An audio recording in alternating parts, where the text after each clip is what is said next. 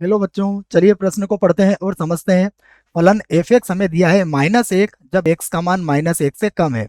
फिर -x जब x का मान -1 और 1 के मध्य है और -1 और 1 भी हो सकता है। उसके बाद 1 होगा जब एक्स का मान 1 से अधिक है। और इसके लिए हमें विकल्प दिया है ए बी सी और डी। तो देखो, विकल्प ए है हमारे पास केवल 1 पर, और केवल -1 पर यह विकल्प बी में है। तो हम प्रश्न को देख के यह देख सकते हैं कि हमें x बराबर 1 पर और x बराबर -1 इन दोनों पर हमें सातत्यता का परीक्षण करना है। और उसके बाद हमें विकल्प ए बी सी डी में से सही विकल्प का चुनाव करना है। प्रश्न को हल करने से पहले प्रश्न के लिए हम मुख्य अवधारणा समझ लेते हैं या लिख लेते हैं।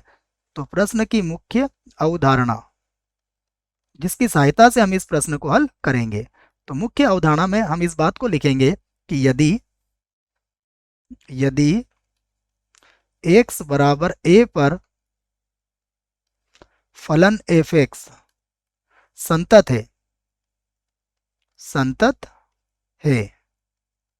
तब तब x बराबर a पर फलन की दाईं सीमा, जिसको लिखते हैं लिमिट h का मान 0 की ओर अग्रसर, और f ऑफ ये होता है a प्लस एच, इसे कहते हैं दाईं सीमा, बराबर लिमिट h का मान 0 की ओर अग्रसर, ये होगा f of a minus H, जिसे कहते हैं x बराबर a पर बाईं सीमा। और ये दोनों ही किसके बराबर होंगे?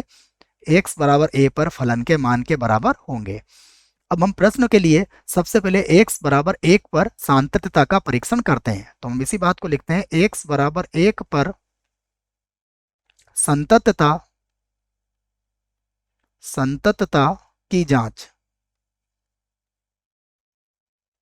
और उसके बाद हम x बराबर -1 पर भी जांच कर लेंगे। जब हम इस पर जांच करेंगे तो सबसे पहले x बराबर 1 पर फलन का मान ज्ञात करेंगे। तो f1 x बराबर 1 पर फलन का मान क्या होगा? देखो, यदि x का मान 1 के बराबर है तो -x आएगा, अर्थात माइनस, और x का मान कितना है? 1 है, तो बराबर कितना आ जाएगा? -1। ये हमारे फलन का मान होगा। उसके बाद अब इस पर हम दाईं सीमा ज्ञात करेंगे। तो लिमिट h का मान 0 की ओर अग्रसर, f ऑफ 1 प्लस h, जिसे कहते हैं दाईं सीमा। फिर से होगा लिमिट h का मान 0 की ओर अग्रसर, और 1 प्लस एच, 1 प्लस एच अर्थात 1 से अधिक के लिए हमें कितना मान दिया हुआ है? 1 दिया हुआ है। देखिए, तो यहाँ पर आ जाएगा 1, और अगर हम यहाँ पर सीमा का प्रयोग करेंगे तो कितना आ जाएगा? 1 आ जाएगा। उसके बाद अब निकालेंगे बाईं सीमा। तो बाईं सीमा को भी हम यहाँ पर ज्ञात कर लेते हैं। ये होगा लिमिट h का मान 0 की ओर अग्रसर है, और f ऑफ ये बनेगा 1 माइनस एच, बराबर लिमिट h का मान 0 की ओर अग्रसर है, 1 माइनस एच अर्थात 1 से कम के लिए, 1 से कम के लिए यह फलन है हमारे पास। 1 से कम के लिए कितना है? -x, तो ये हो जाएगा माइनस, और x की जगह पर कितना आ जाएगा? 1 माइनस एच आ जाएगा। अब आप h का मान 0 रख लीजिए, कितना होगा? -1 होगा। तो देखो, यहाँ पर ये बराबर नहीं है, तो हम ये कह सकते हैं कि अतः अतः x बराबर 1 पर जो फलन एफ एक्स है वह क्या है? असंतत है। असंतत है, क्योंकि तीनों ही बातें हमारी बराबर नहीं आ रही है। देखो, ये -1 है, ये 1 है, और ये -1 है, तो हम कह सकते हैं कि हमारा फलन क्या है? x बराबर 1 पर असंतत है। अब हम जांच करते हैं x बराबर -1 पर। तो लिख लेते हैं इस बात को, x बराबर -1 पर संततता की जांच। अब इसकी जांच करेंगे तो सबसे पहले हम -1 पर फलन का मान ज्ञात करेंगे। तो सबसे पहले लिखा हमने f -1, -1 पर फलन का मान कितना होगा? देखो, यहाँ पर लिखा हुआ है माइनस और x, तो x की जगह पर कितना आ जाएगा? -1 आ जाएगा, अर्थात ये हो गया 1। उसके बाद -1 पर इसकी दाईं सीमा को ज्ञात करेंगे, जो होगा लिमिट h का मान 0 की ओर अग्रसर, ये होगा f ऑफ -1 और -h हो जाएगा, प्लस h बच्चों है ना, दाईं सीमा निकाल रहे हैं।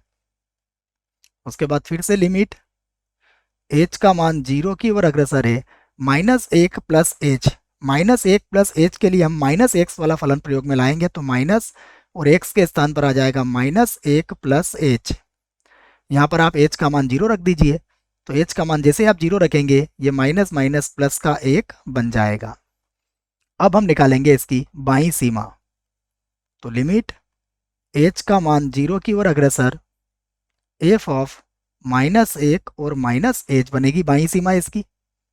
फिर से लिखेंगे हम लिमिट, अब h का मान फिर से 0 की ओर अग्रसर -1 -h, इसके लिए हमें फलन का मान कितना दिया हुआ है, देखिए इसके लिए फलन का मान दिया हुआ है -1, ये लिखा हुआ है देख लीजिए आप। x का मान यदि -1 से कम है तो -1 आएगा, तो यहाँ पर हमने -1 लिख दिया। अब अगर हम सीमा का प्रयोग करेंगे तो कितना आ जाएगा, -1। अब आप कहिए ये 1 है, ये 1 है और ये -1 है, तो इस आधार पर आप क्या कह सकते हैं कि अतः अतः x बराबर -1 पर जो हमारा फलन f(x) है वो क्या है, असंतत है। अब हम विकल्प देख लेते हैं कौन सा विकल्प हमारे लिए सही होगा। तो विकल्प होगा x बराबर 1, x बराबर -1 दोनों पर नहीं, यह हमारे लिए क्या होगा, सही विकल्प होगा, क्योंकि दोनों पर ही क्या आया है, हमारा असंतत आया है। और विकल्प ए, विकल्प बी और विकल्प सी हमारे गलत होंगे। आशा करता हूं आपको इस प्रश्न का उत्तर समझ में आया होगा। धन्यवाद।